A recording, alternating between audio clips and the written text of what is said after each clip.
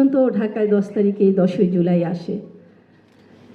আমি মা হয়ে বুঝতে পারতেছিলাম ওর ভিতরে কিছু হচ্ছে, ও খবরাখবর নিচ্ছে, ওর ভিতরে যে একটা যে আন্দোলন চলতেছে এটা ও আমার সামনে বুঝতে দেয়নি। ও আসার আগে আমাকে আমার মেয়েকে বলে আসলো যে আম্মু, কখনো যদি বিপ্লব হয় আমি যেন রাজপথে শহীদ হই। এই কথাটা শুধু একদিন না, ওর বন্ধু বান্ধব অনেকেই সবসময় বলতো। তো আজকে আসলে এই কথাই বারবার মনে পড়ে যে আল্লাহ হয়তো তার এই কথাটা কবুল করেছে। আমার ছেলে সিনেমাটোগ্রাফি ফটোগ্রাফি নিয়ে সে পড়াশোনা করেছে। তার চোখে মুখে তার স্বপ্ন ছিল যে সিনেমাটোগ্রাফার হবে। তো সিনেমাটোগ্রাফার ফটোগ্রাফার যে একটা কেরিয়ার হতে পারে, আসলে আমি মা আমার মতন অনেকেই হয়তো বুঝতে পারেনি। আমার ধারণা ছিল সিনেমা হবে, সেখানে যাবে। সারোয়ার ফারুকী ও চলে আসার আগে আগে আমাকে বলল, আম্মু আমি না ওনার কাছে গিয়েছিলাম, আমরা কয়েকজন মিলে একটা কাজ করব। সেদিন আমি গুরুত্ব দেইনি। তো যেদিন সারোয়ার ফারুকীর সঙ্গে আমার দেখা হলো, উনি তখন প্রিয়র কথা বর্ণনা করলো, প্রিয় কিভাবে দাঁড়ায়। তখন আমি অবাক হয়ে দেখলাম যে ছেলেকে আমি সবসময় এই ফটোগ্রাফি সিনেমাটোগ্রাফিকে আমি একটু ইগনোরই করতাম। আমার কাছে মনে হতো এটা কেরিয়ার না।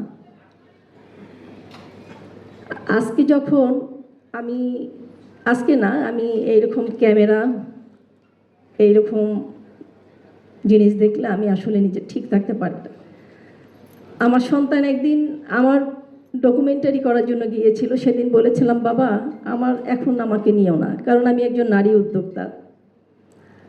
আজকে আমার ছেলের সুবাদে আজকে অনেকেই আমার ডকুমেন্টারি করে। আমার ছেলে 19 জুলাই সায়েন্স ল্যাব মোড় গ্রিন রোডে ও গুলিবিদ্ধ হয়।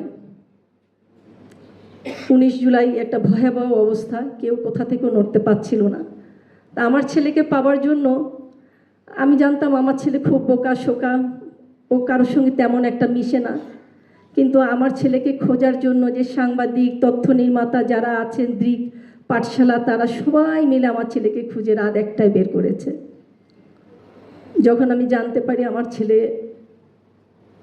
মেডিকেল মর্গে, পরবর্তীতে তারা যখন আমার আত্মীয় স্বজন তারা পোস্টমর্টমের কথা বললো, তখন আমার একটাই মাথায় ছিল যে কোনো মা আসলে ছেলেকে কাটা ছাড়া দেখতে পারে না। তো তখন আমার মনে হয়েছিল যে আমার ছেলের বিচার চাইতে হবে, বিচার চাইতে গেলে আমার পোস্টমর্টেম দরকার। এটাও অনেক কিছু করেই পোস্টমর্টেম করা হয়েছে। 20-21 জুলাই আমার ছেলেকে মাটি দেওয়ার পর রাত 3টার সময় আমার বাসায় 500 পুলিশ র্যাব আমার বাসা ঘেরাও করে। আমার বাসার দরজা ভেঙে তারা ঢুকে। তখন বলেছি, আসলে ছেলেকে তো মেরেছেন, এখন আপনারা মেরে গেলেও আমার কোনো কষ্টই লাগবে না। 21 জুলাই পর থেকে 5ই আগস্ট পর্যন্ত আমি রংপুর শহরে বিভিন্ন জায়গায় মিটিং মিছিলে আমি দৌড়ে বেড়াইছি। যেদিন আবু সাইদ মারা যায় সেদিন আমি খুব কেঁদেছি।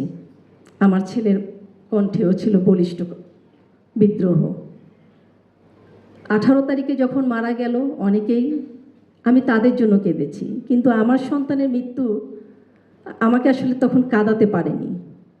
তখন আমার কাছে মনে হচ্ছিল যে আমার সব সন্তানদের বিচার আমাদেরকে চাইতেই হবে। 5ই আগস্ট যখন দেশ স্বাধীন বলতে বাক স্বাধীনতা, একটা ভোটের জন্য অধিকার, আমি তখন আবু সাইদ চত্বরে আমি চলে গিয়েছিলাম। সেদিন আমি বাসায় এসে হয়তো একটু কেঁদেছি। আমি যখন ঢাকায় আসলাম আমার ছেলের মামলা করার জন্য, সেদিন আমি 10টায় গিয়েছি, রাত 1টায়। সেদিনও আমাকে ঢাকা ভার্সিটি ছাত্র ইউনিয়ন, দৃক পাঠশালা, তারা সবাই আমার পাশে ছিল। তার 2 দিন পরে যখন আমি আমার ছেলের ফুটেজ খোঁজার জন্য আমি নিজেই দৌড়ে দৌড়ে বেরিয়েছি, কারণ আমি জানি দেশের অবস্থাটা তখনও ভালো না। তখন আমার সঙ্গে দৃকের মাওয়া বা আরও অনেকেই ছিল। তো সেদিন যে দৃশ্যটা আমি দেখেছি, আমার সন্তানকে একটা গুলিতেই ওর মাথা দিয়ে রক্ত মগজ বের হয়ে গেছে। 35 থেকে 40 জন এপিবিএন আমার ছেলেকে তারা টেনে হিচড়ে ছেলেরা যখন নিয়ে এসছে তখন তাদের উপর গুলি চালায়। পরবর্তীতে আমার ছেলেকে যখন গাড়ির মধ্যে দুজন দুপাশে ধরে দুলিয়ে দুলিয়ে যখন গাড়িটাতে ফিক দিল, সেদিন আসলে আমি থাকতে পারিনি। সেদিন মনে হয়েছিল যে অন্য বাবা মায়ের সন্তানরা তারা নিজের চোখে দেখেছে। আমি শহীদ ইয়ামিন, শহীদ নাফিস, তাইম ইমাম এবং আরও অনেকে যারা আছে তাদের মৃত্যুগুলো আমি সবসময় মনে করি, করে আমি আমার সন্তানের কষ্টটাকে ঢেকে রাখি।